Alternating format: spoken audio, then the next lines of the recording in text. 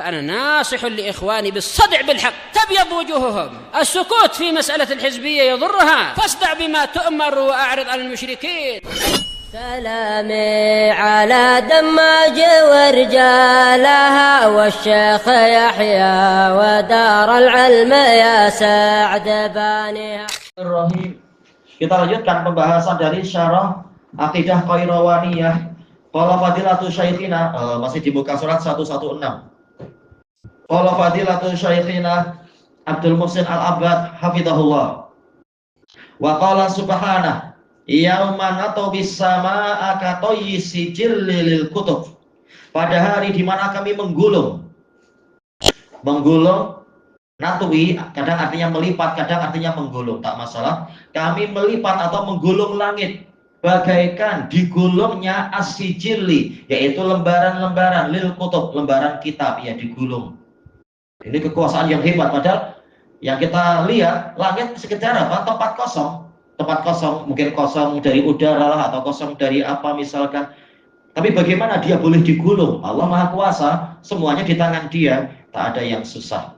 Allah Maha Perkasa. Kama bada'na awwala khalqin nu'iduh. Sebagaimana kami memulai awal penciptaan, kami akan mengembalikannya lagi. Baik, apa yang mudah bagi Allah untuk memulainya, lebih mudah lagi untuk mengulang kembali. Wa'dan alaina, sebagai janji yang wajib kami tunaikan. Inna kunna fa'ilin, sesungguhnya kamilah yang akan mengerjakan itu. Makhluk tak ada yang mampu melakukan itu, Allah yang mampu. Kenapa Allah menggunakan kami? Untuk lit ta'zim, ini biasa dalam ilmu balaghah, yaitu pola jamak lit ta'zim, untuk membesarkan diri, menyebutkan kebesaran diri. Ini biasa dalam bahasa Arab. Kalau manusia boleh guna kami, waalaikumsalam. Boleh, biasa, kadang ada aja kan istilah gitu. Kepala negara manggil, kami telah menetapkan begini-begini. Itu biasa. Adakah maksud kami itu ramai atau diri sendiri? Nah itu tergantung, apakah dia hendak membesarkan diri, pakai kami, atau maksudnya kami para parlemen, tergantung niatnya. Masalah boleh-boleh, itu biasa. Di Indonesia kami ada dia. Oh biasa, biasa presiden bilang gitu. Kami tengok ini seharusnya begini, kami tengok biasa pakai kami. Baik. Kemudian waqal afa'ayina bil khalqil awal. Apakah kami lemah untuk melakukan penciptaan yang pertama? Jawabannya tidak lemah sama sekali. Ini hasilnya. Dan sudah beratus-ratus tahun, bahkan mungkin berjuta-juta tahun berjalan dengan sangat bagus. Allah tidak lemah sama sekali menciptakan pada kali yang pertama. Maka tentunya sekedar mengulang kembali ini lebih mudah lagi.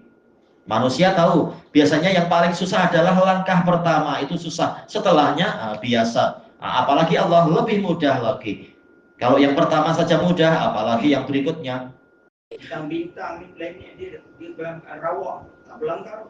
Iya betul. Bagaimana pengaturannya itu, masya Allah. Ribuan tahun tidak saling. Betul. Tapi tak berlanggar. Kecuali yang Allah kehendaki, ya, ada komet, ada apa. Ada batu pecah, itu biasa. Tapi secara umum sehebat ini siapa mampu mengendalikan? Allah Maha Kuasa. Bumi dengan matahari pun ini bukan diam tuh. Dia meronda seluruh alam. Demikian pula bulan. Ya, tak pernah jatuh ke sini. Dia meronda. Dia bukan satu tempat, dia meronda. Tapi tak berlanggar. Iya. Ada yang jaga. Iya. Dia diatur. Iya, kullum fi falaki yasbahun. Masing-masingnya beredar pada garis edarnya. Yasbahun itu dia berenang kan? Asalnya begitu. Kata para mufassirin seperti Al-Bithai, ini istilahnya isti'arah, yaitu meminjam. Sebagaimana yang di air berenang, yang di udara juga dianggap berenang di udara. Gambarannya gitu. Dia berenang tuh, dia macam dia ada graviti. Iya. Macam bumi kan. Dia ada meteor tak bintang kan. Graviti bumi itu dia menolak. Baru tak habis. Allah menolong dengan kekuasaannya. Iya, sudah ada penapis, sudah ada macam-macam. Dan ada malaikat yang menjaga juga dan sebagainya. Baik.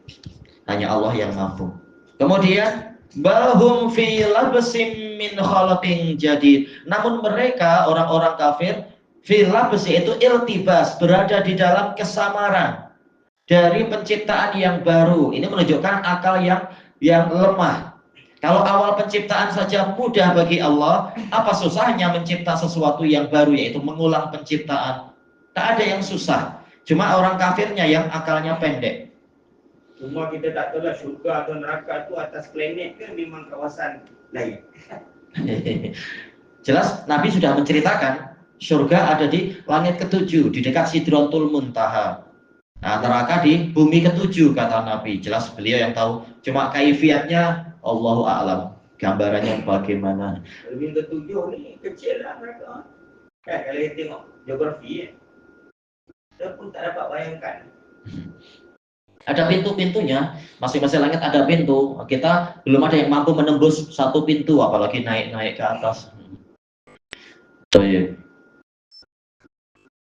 Kemudian dikatakan di sini, ayah sabul insanu ayyutraka sudah. Apakah manusia menyangka dia dibiarkan tersia-sia? Kata Imam Syafi'i, sudah yaitu la yu'mar wa la yunha, tidak diberi perintah, tidak diberi larangan.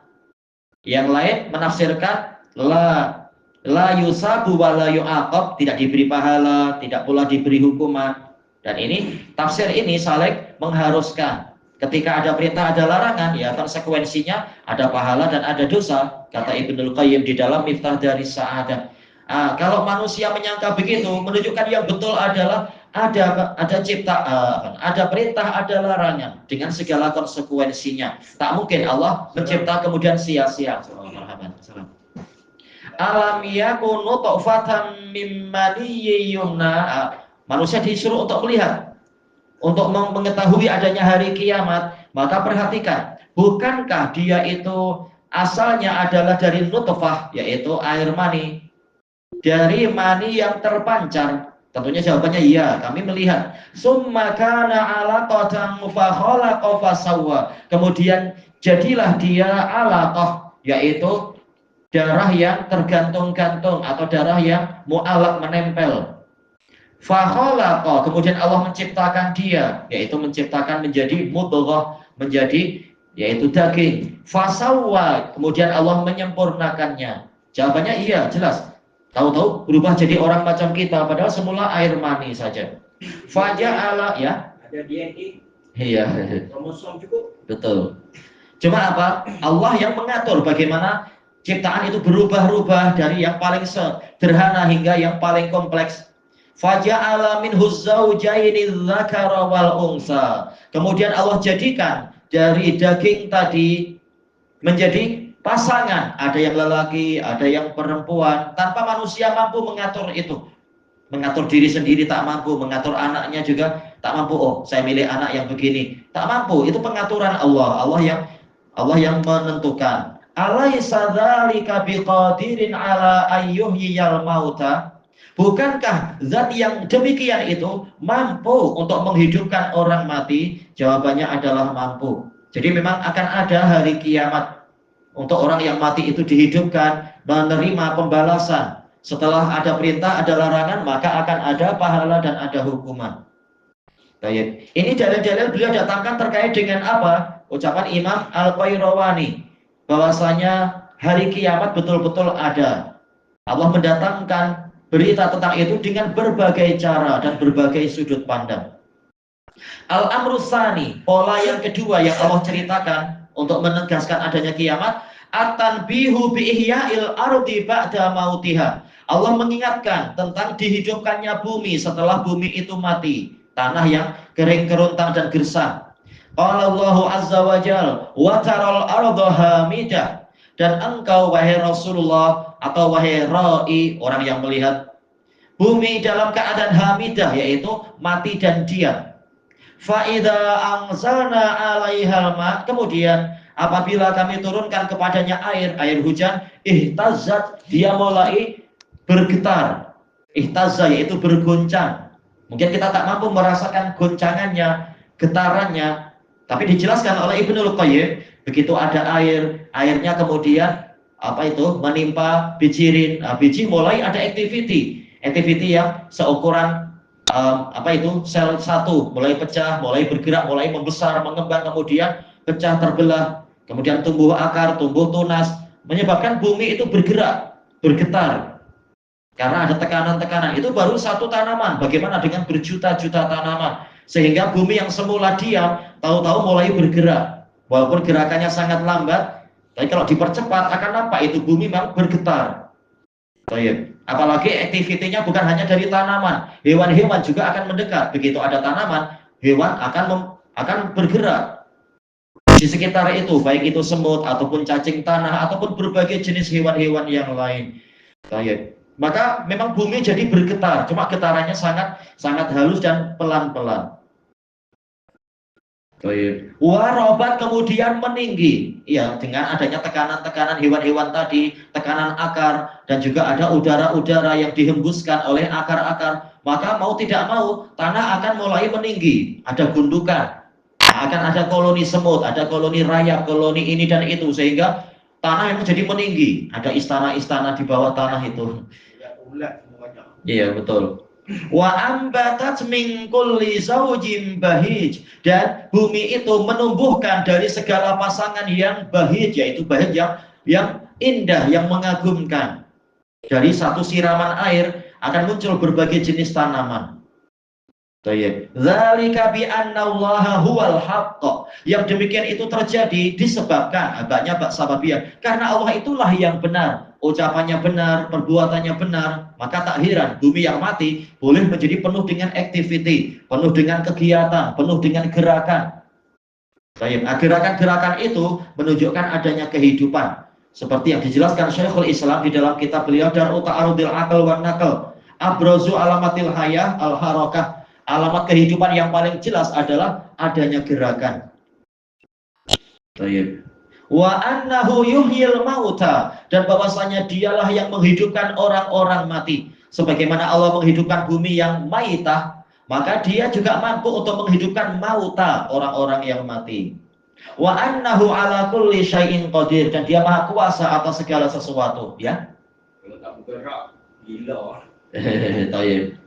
Ini menunjukkan kekuasaan Allah. Nah, ini kata Syekhul Islam dalam Majmu'ul Fatawa, ini dalil adanya qiyas, tapi qiyas yang sahih, yang memenuhi syarat, ya, bukan qiyas sembarang qiyas. Apa yang menyamakannya? Yaitu sama-sama semula mati.